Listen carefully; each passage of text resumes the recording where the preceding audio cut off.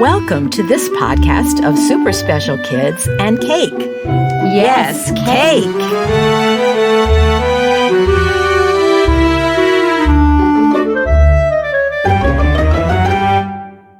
I'm Granny Rhea. And I'm Auntie Donia. We're coming to you from the studios of Sacred Heart University in Fairfield, Connecticut.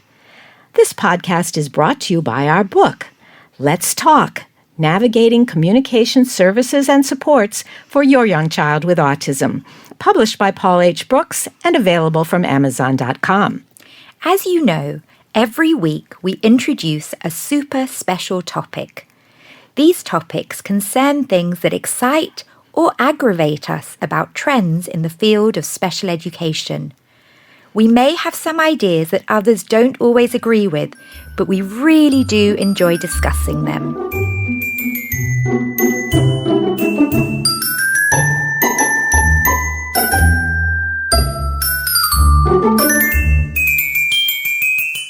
Our super special topic for today is transitions, transitioning from the preschool years through to the elementary years and the different transitions involved as your child moves to different educational settings.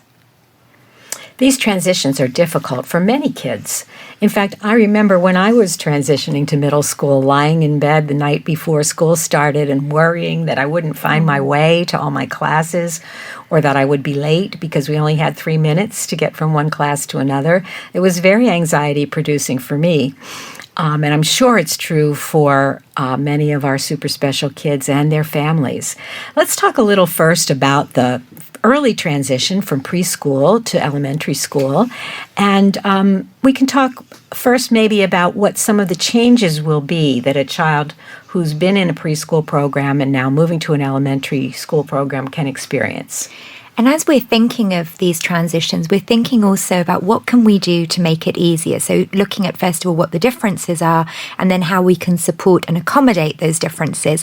So one of the big differences from preschool to moving into sort of kindergarten is that the structure is very different, and the children are usually expected to do a little bit more sitting. There's a lot more group work that's involved, as opposed to sort of dyad work where the children are sort of playing either on their own or just with one or two other children. So the day may also be longer. So that's also a change that can take place too. And the social expectations are different too. There's an expectation that the children are able to play closer together, to share their toys, to engage. And then you've got this physical space. The physical space is often larger, and they're having to, within the school, transition to perhaps a lunchroom or to an outdoor play area. And it's likely that they would have more than one teacher involved too. Right. They may have a music teacher and an art teacher, and these are all people that the child will have to get to know and adapt to. So what are some of the ways that parents can help children through this transition, Auntie Donia? So I think if we break it down to, first of all, the time, sort of the physical space. So first of all, one of the things I recommend that parents do is that they take photographs of the new school that the children are going to go to. They do a walk and a greet, if that's an option as well. And you can create little social narratives, so you can put the pictures on your iPad, so you can talk about sort of where you're going to be, where the children are going, where sort of they're going to hang their bags. If your child is a child, though, of course, who cognitively is able to do that. But even for our super special children who perhaps are not verbal, those preparations can still take place. Mm-hmm, absolutely. And if you can get pictures of the teachers and other personnel who will be in the building, that's also a great way to help the child know who to expect as well as what to expect. I think the biggest change that's going to take place in the preschool to elementary transition is the change from an emphasis on play-based learning to an emphasis on didactic and assigned types of learning. And that's why many children will have a problem at this time, because there's a lot less choice involved in kindergarten and even more so in first and second grade for children who have been used to being allowed to play for relatively extended periods of time during the preschool part of their education. Some ways that parents might be able to help with this transition, again, comes down to our basic tools of priming and providing visual supports. So we might want to just explain to children that they're big now, and now they're going to have more work to do, and perhaps to lay out with either drawings or photographs what the parts of the school day will be, getting this information from the teachers before kids get to school. And for some of the children, they may be expected to wear a uniform, which they may not have had to do when they were in preschool. And so rather than waiting for the first day of school to actually practice wearing that uniform, I often recommend to parents that they try it out, they have photographs in their new uniform, and even practicing the morning routine before leaving the house in order to get ready to go to school. It's worth practicing those things, because that just means the transition is going to be even smoother. I think we also have to keep in mind that there's the transition of actually beginning school, and then there's the transition once they're in school and getting used to that, and that can take time. It's not something that would necessarily, the children may not adapt within a day or two. It may take sometimes a few weeks to adapt. Yes, that's right. And that's true not only for our super special kids, but for lots of kids. So parents shouldn't be discouraged if their child with special needs is having a little bit of trouble adapting. That's perfectly accepted. And many children have that problem. And a lot of times just repetition and practice and patience are enough to overcome it.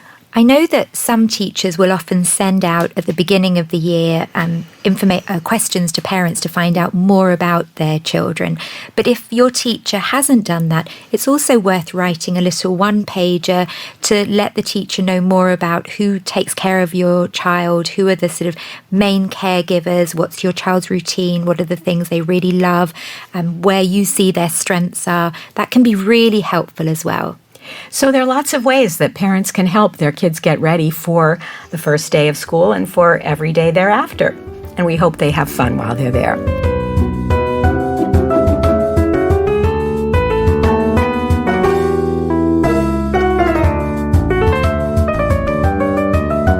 Our super special question for today is, why do kids who are cognitively typical have problems with school, with their academics? Yes, that's a tough question, because many of our children with high-functioning autism, our children with hearing impairment, our children with cerebral palsy without additional intellectual disability, have all the cognitive skills, apparently, that would allow them to succeed in school, and yet they still struggle. And many parents wonder why this is. And in one of our previous episodes, we had spoken about the difference between nonverbal abilities and verbal abilities. And for our children who do struggle academically, often it's with their difficulty to understand these concepts that are used academically. So if you take, for example, maths, they may have no difficulty at all with the numerical operation of 7 plus 3. But when you say, Rhea had 7 cupcakes, Donia had 3 cupcakes, how many cupcakes were there altogether? The word altogether may be problematic and difficult for them to understand. Yes, so the real answer to this question is that many children who do not have significant cognitive impairments do have impairments in the development of their language. And it's the language that very often keeps them back or makes it more difficult for them to master the academic curriculum.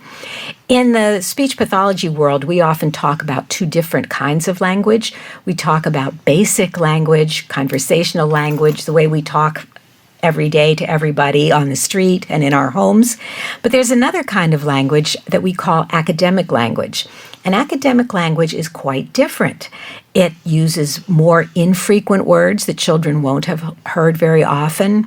It uses longer sentences. It talks about topics that are less familiar and may not have any referent right in front of the child. So I always like to say that when kids are in preschool, parents ask them where their lunchbox is. But when they're in school, teachers ask them where Australia is. And there's a big difference between knowing where your lunchbox is, because you can remember seeing it in a concrete place, and knowing where Australia is, because then you would have to describe it in relative terms using words and relationships to other concepts. So the real answer to the question is that language often trips up many children who are not intellectually impaired, but simply have a harder time grasping those more advanced language concepts. And if we utilize the cognitive strengths that these children have, we're then able to support them in learning the language or the academic language that they need to be successful at school. Right, and the two main strategies we have for providing support are, one, repetition, giving kids lots and lots of opportunities both to hear and to say new words, new kinds of sentences, and talk about new ideas. And the second type of support that we have, if the child has visual strength, is to provide visual supports using schedules with pictures, using lists of words that are related, making what are called semantic networks, which show how one word is related to another using a circle and line type of drawing. So these are some of the ways that we try to help children that may be perfectly intelligent but have a specific problem with language. And I might say it's a relatively large proportion of the population. Research estimates tell us that close to 7% of children in school have deficits in their language that are not related to any kind of cognitive impairment. And I think what can be misleading is that these children often don't have difficulty with their expressive language, or it's not as obvious because they're not having to use the complex expressive academic language every day. But once it's addressed, it's then incredible how well these children can then do. Yes, so we really need to understand the very important role language plays in opening the door to academic learning for children with special needs, as well as for all our children.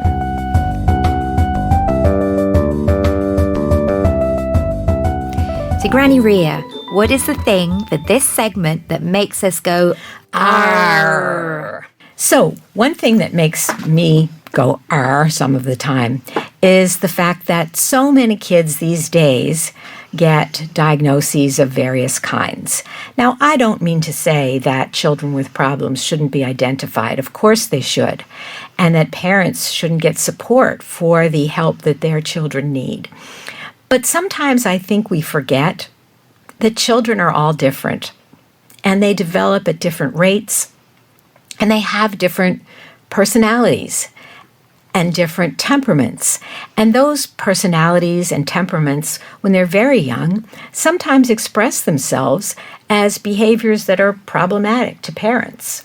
I see that amongst my own nieces and nephews, my godchildren, children who've been brought up in the same family household. You may have a child who has their attention is better versus another child who needs to be moving around. That doesn't mean that child has an attention deficit or an attention deficit disorder. And I think we can so easily sometimes hyper focus on these skills.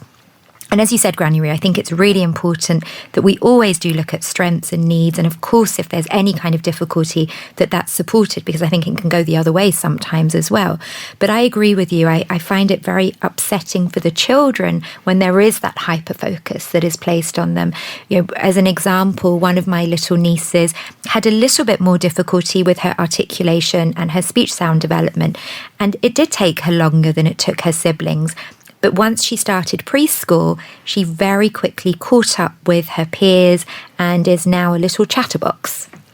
And that happens so often. Unfortunately, it doesn't happen every time, but it does happen with enough frequency to make you a little bit modest about making diagnoses with very young children.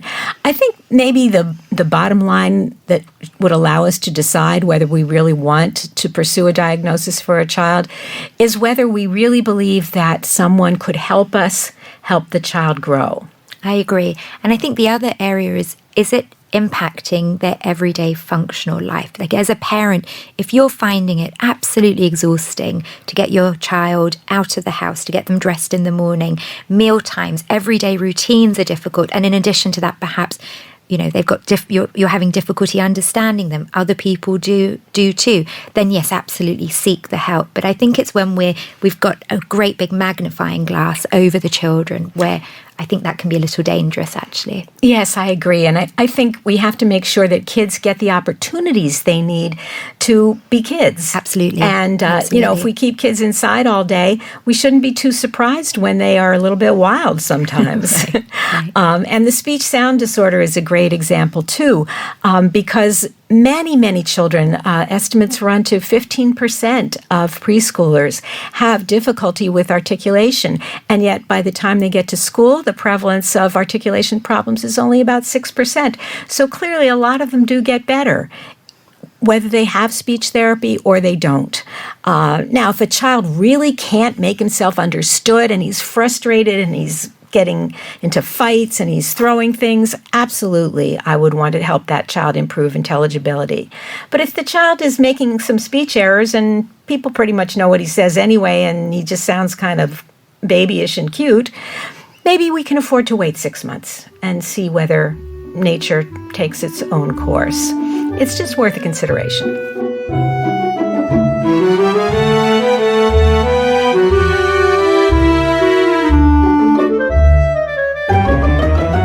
So, Auntie Donia, what's our eating cake for breakfast topic today? So it's actually one of my favorite ones, and it's creating homemade audiobooks. And this is something that I do for some of my super special kids, but I also do this for some of my nieces and nephews. And what you do is you choose a couple of your child's favorite storybooks that you enjoy reading to them, and of course they enjoy listening to as well, and just use your telephone and record it as a voice memo.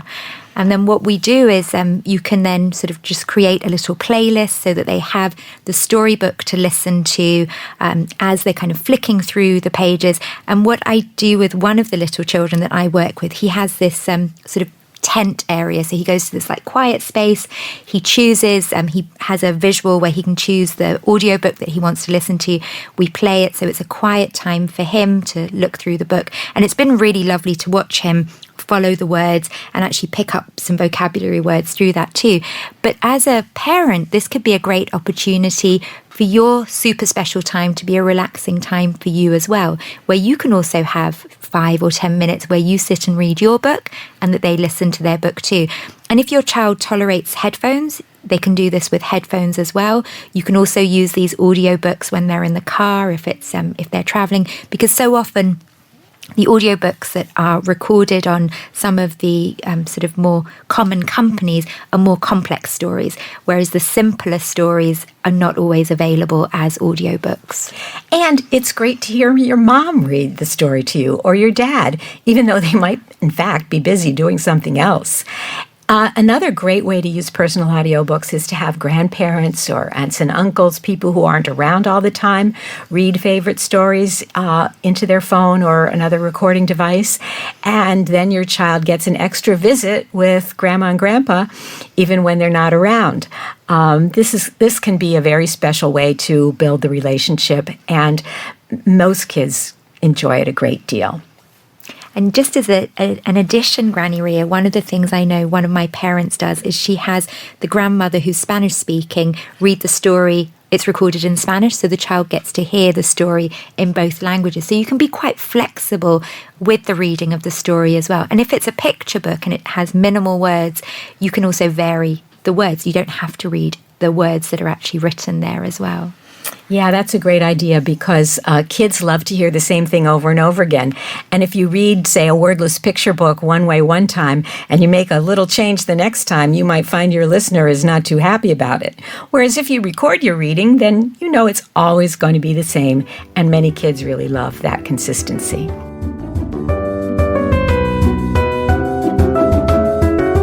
So, Granny Rhea, it's that time. Oh, goody! So we have some amazing chocolate cupcakes today with the most delicious. Let me give you one. Oh, yum. Thank you. with a lovely chocolate buttercream. And these are from Trader Joe's. So even you can get them at home. You can, and they're actually gluten-free. They and are. we love them because, well, you can imagine Granny Rhea and I eating our cakes here. We get through a lot of cakes, so they're tiny little cupcakes. Right, so we don't have to worry quite so much about how many calories we're taking in making these podcasts. Well, these look very good, Auntie Donia. I think that we are really going to enjoy excited. these. They look like they look like a regular